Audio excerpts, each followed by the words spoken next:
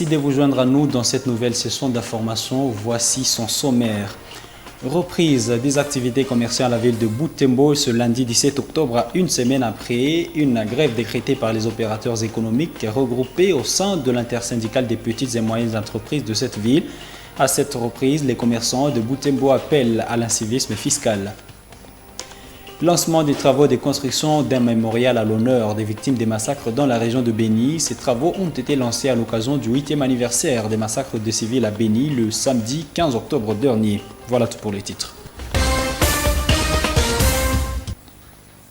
Fidèles téléspectateurs de Moto TV, voici le détail de ce journal. La reprise des activités commerciales en ville de Butembo ce lundi 17 octobre, une semaine après la grève, les grévistes se cabrent sur la décision de ne pas payer des taxes en attendant une délégation qui viendra de Kinshasa pour la cause.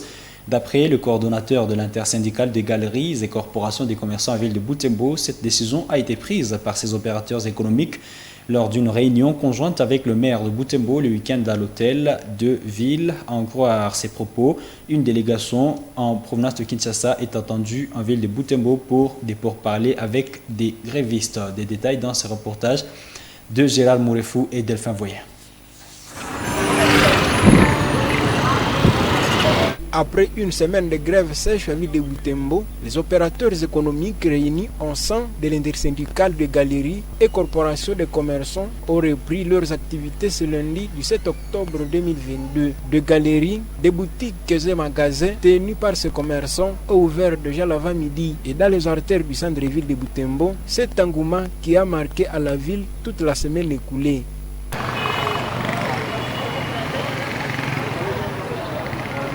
Cette reprise des activités commerciales en ville est conditionnée par l'incivisme fiscal. Les commerçants de Butembo ne veulent plus voir le taxateur sillonner dans leur boutique. Songo Patrick, coordonnateur de l'intersyndicale et corporation de commerçants, a indiqué que cette décision est issue d'une réunion conjointe entre le maire de Butembo et les commerçants grévistes tenu le week-end dernier à l'hôtel de ville. Pendant cet échange, le maire de Butembo avait rassuré ses hôtes de l'arrivée d'une délégation venant de la capitale et au besoin répondre à leurs revendications. Nous ouvrons les portes de nos boutiques, mais nous avons mis une attention au service de l'État de nous laisser d'abord libres jusqu'à ce que cette délégation va venir.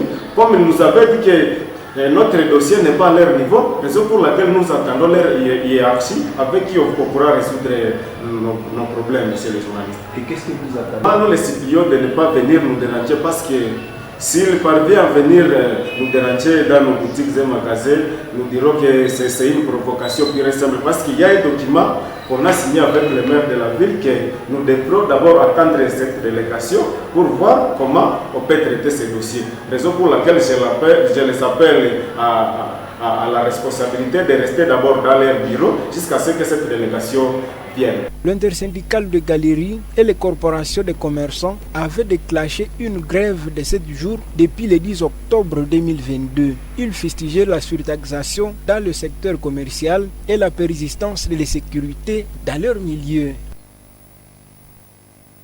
En poursuivant cette édition dans le chapitre économie, le prix des haricots est en hausse en ville de Butembo depuis 3 semaines. Une mesure qui coûtait 350 francs congolais se vend à 600 et 700 francs congolais ce jour. C'est les vendeurs des haricots qui rapportent ces faits. Cette hausse, d'après eux, est due à l'insécurité grandissante à Issalé, un village réputé dont la culture des haricots et qui ravitaille aussi la ville de Butembo. Les marchands souhaitent que les autorités restaurent la paix, la sécurité au pays pour favoriser le climat des affaires. Reportage de Luciana Moussiviroa et Georgine Tawite-Mouira. Au marché central de Butembo, le prix du haricot a grimpé. Les haricots vendus en ville ces jours proviennent de la commune rurale de Kipese, car le village de Issal ne produit plus de haricots à grande quantité à cause de l'insécurité, car les cultivateurs n'accèdent plus à leurs champs. Une mesure de haricots se vend actuellement en 650 francs, alors qu'avant, elle se vendait à 350 francs. De même, un seau de haricots se vend actuellement à 14 000 francs, alors qu'avant, elle se vendait à 12 000 francs. Que les autorités nous aident à ramener la paix dans nos champs. Ces femmes sont venues acheter des haricots. Elles sont surprises de la hausse de prix des haricots, un aliment de base que nombreuses familles consomment pour les repas de midi. Elles pensent déjà acheter des légumes si les prix ne baissent pas. Il y a vraiment hausse du prix des haricots. On ne sait plus si on va continuer d'acheter le haricot. On se contente désormais d'acheter les légumes.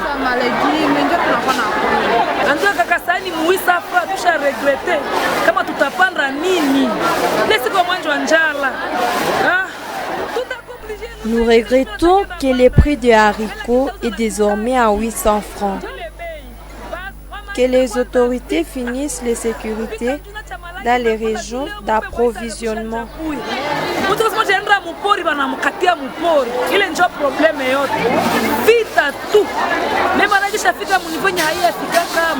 C'est depuis 3 semaines que la ville de Butembo connaît cette hausse du prix des haricots.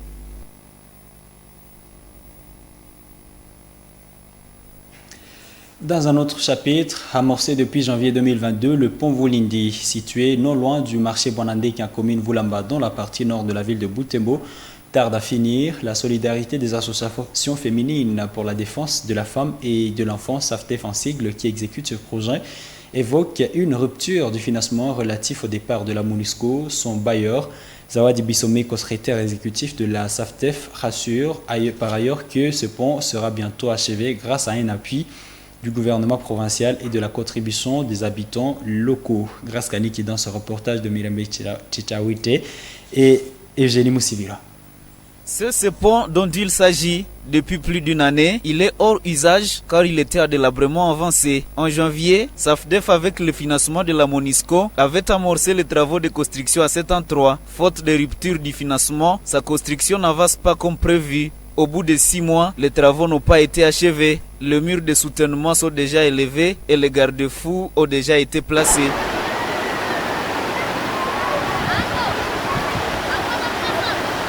Zawadi Bissomeko de la SAFDEF regrette que les travaux de construction n'ont pas connu leur cours normal pour cause la rupture du financement de la MONUSCO due à son départ précipité. À cela s'ajoutent d'autres facteurs comme la pluie et des journées villes mortes qui n'ont pas permis un beau climat de travail.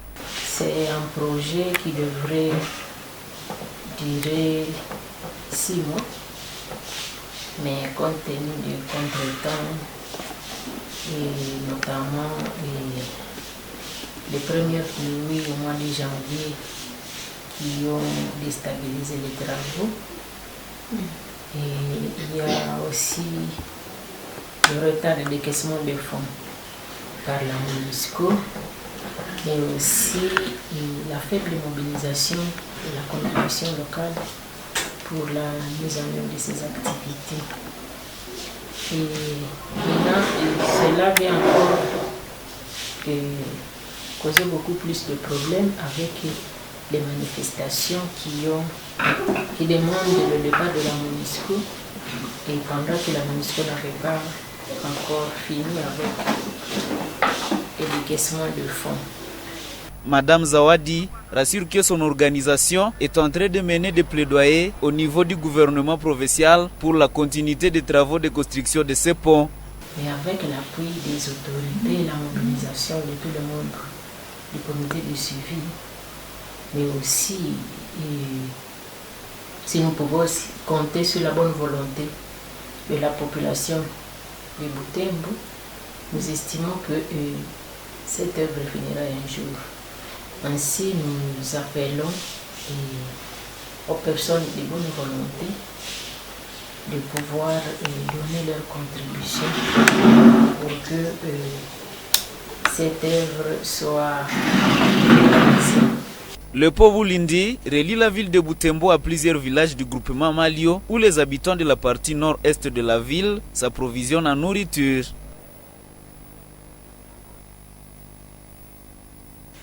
Un mémorial à l'honneur des victimes des massacres dans la région de Beni vient d'être érigé au cimetière des Massiani. Les travaux de construction de ce mausolée ont été lancés. le samedi 15 octobre à l'occasion du 8e anniversaire des tueries en ville de Beni. C'était après une messe dite en mémoire de ces victimes. Delphin Moupanda nous en parle depuis Vénéville. C'est le cimetière de Massiagne en ville de Beni. C'est ici où étaient inhumées les premières victimes des massacres dans cette ville le 15 octobre 2014. Ce jour-là, 33 civils, hommes, femmes et enfants étaient tués à la machette dans les quartiers Ngadi Nzuma par les rebelles des forces démocratiques alliées ADF venus du parc national de Virunga selon les autorités. Chaque année, cette date qui marque le début du calvaire de la population est tristement commémorée à travers différentes activités. Ce week-end, à la même date, la population a procédé au lancement des travaux pour la construction des mausolées en mémoire de ces personnes. Il s'agit d'une initiative citoyenne pour immortaliser les victimes et préserver les traces en vue d'une documentation pour un tribunal spécial, explique Esaïe Liko, membre de la commission de suivi qui interpelle le gouvernement congolais. Nous avons pris l'initiative de construire pour ces compatriotes qui avaient été arrachés à notre affection dans la douleur. Jusqu'aujourd'hui, on continue à perdre encore d'autres compatriotes. Le gouvernement, en principe, devrait prendre la question des Beni comme une priorité. Parce que chaque jour, les ministres ils effectuent des déplacements ici. Ils évaluent la situation, ils rentrent à Kinshasa et ils oublient qu'ils ont laissé des promesses ici que les massacres devraient prendre fin. Mais malheureusement, les gens continuent à mourir. Et nous, ça nous met dans une situation où on ne comprend pas exactement ce qui se passe. 8 ans après, les tueries des civils se sont enchaînées et étendues jusque dans les territoires voisins de la province d'Ituri. Des milliers de civils sont tués chaque jour, des blessés, des disparus, sans compter des familles déplacées aux côtés des dégâts matériels considérables, à savoir l'incendie des villages et des véhicules, renforçant la détérioration de l'économie de la région. Les efforts fournis par les autorités congolaises, à savoir la mise en place des opérations militaires de traque de ces rebelles, l'instauration de l'état de siège et bien d'autres mesures sécuritaires, n'ont pas encore baissé le cycle de violence et les larmes coulent chaque jour, regrette l'opinion publique.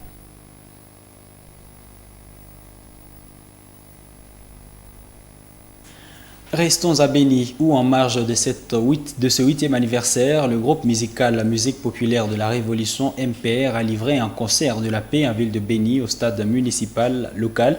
Plusieurs habitants de Beni ont assisté à cette activité culturelle malgré la pluie qui a retardé son début. Croyante Viamba a couvert pour vous cette activité. Suivez son reportage. En marge de cette commémoration, une série d'activités culturelles pour la promotion de la paix, la cohabitation pacifique et la sensibilisation des jeunes sur les changements de mentalité est au rendez-vous. Entre autres, un concert populaire du groupe Musique Populaire pour la Révolution MPR, venu de Kinshasa avec des artistes locaux, au stade du 15 octobre de Beni. Déjà vers l'avant-midi, les fanatiques de ces groupes étaient présents pour l'activité prévue pour 14 heures. Une pluie abondante s'était improvisée et a perturbé l'ambiance au stade jusqu'à retarder l'heure du concert à 19 heures. Après, depuis 9 heures, yenye linileta iko activité nyingwa préparé kitwa tuba benzetu ba musicien ya MPR na ndio mpaka sasa ili kutoa pale kwa watu unaona ile concert kisi kwa no seki kwa festival ya Amani donc il faut préparer kwanza jour à sie unaona banaimba maneno ya bila ya kusikilika wakati wasika maneno yenyewe na sisi tunajisentia tunakuwa epais soulagé na comprendre ndio bon nilikuwa naanza ke wakati batakuwa kama même tena ba stress ipime kwa kama ina kimbia. Malgré la pluie, il salue l'arrivée des MPR venus les déstresser avec un message de paix. La journée ilianja bien, mais ça inafika tu wakati ya kusere mvua inaanza ya maajabu sana. Mais kwa ndugu wetu wa Kinshasa vraiment basha tuonyesha jinsi walikuwa na volonté ya kuya kusaidia kulia, mais circonstances ya mugine ndio inabakontredia. C'est vers 19h que le groupe MPR l'ont attendu fait son entrée dans le stade. Une fois au podium, il sollicite une minute de silence en mémoire des compatriotes massacrés.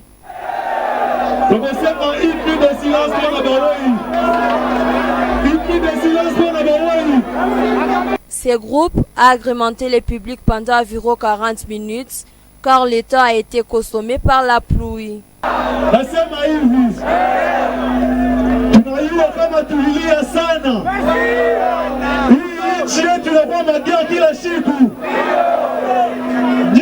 Niwe jeunesse ni mie, msimame mjenge hii nchi.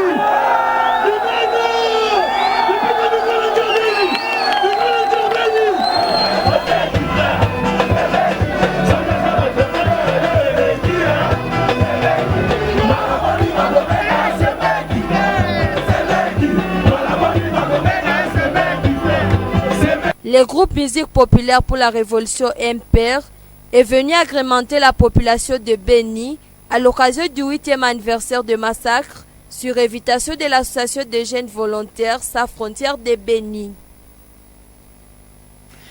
Bouclons cette édition par cette information. Le contingent ougandais des Uganda People Defense Force, UPDF, engagé dans les opérations Shuja menées conjointement avec les forces armées de la RDC, ont un nouveau commandant. Il s'agit du général de division Richard Britt Olum, communément appelé Dick Olum. Les FARDC ont pris part aux cérémonies de prise de fonction du nouveau commandant des UPDF le samedi dans la ville ougandaise de Fort Portal City. Reportage de Delphine Panda qui a été présent.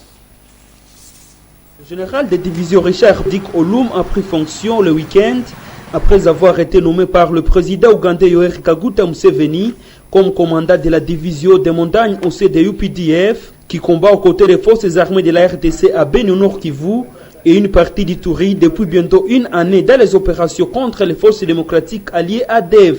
Il a remplacé le lieutenant-général Kayanja Mwanga, nommé au commandement de l'armée des terres de l'Ouganda. La cérémonie a été présidée par le chef d'état-major général de UPDF, le général d'armée Bass Wilson Badi. Les forces armées de la RDC qui combattent sur le même front avec les UPDF ont été représentées par le coordonnateur des opérations conjointes, le général-major Bompele Luola Kamil. Le général Dick Olum succède au lieutenant-général Kayanja Mwanga, élevé aux fonctions de commandant de l'armée des terres de l'Ouganda. Ces postes étaient occupés par le lieutenant-général Mozi Kainerugaba, fils du président Museveni, qui l'a désigné comme son conseiller. Avant sa nomination, le général Dick Olum était attaché à l'ambassade d'Ouganda RDC depuis 2017. Peu avant, en 2012, l'Union africaine a établi une force militaire forte de 5000 hommes basée en Zara, au Soudan du Sud, dans le but de traquer le seigneur de guerre fugitif Joseph Kony. La force était composée de troupes des pays africains touchés par les élections de l'armée de résistance du Seigneur, à savoir l'Ouganda, le Soudan du Sud, la RDC et la RCA. Le colonel Olum, à l'époque, était choisi comme premier commandant de la force de l'Union africaine contre Joseph Kony. Notons que l'événement s'est clôturé par une activité sportive entre les autorités militaires congolaises et ougandaises.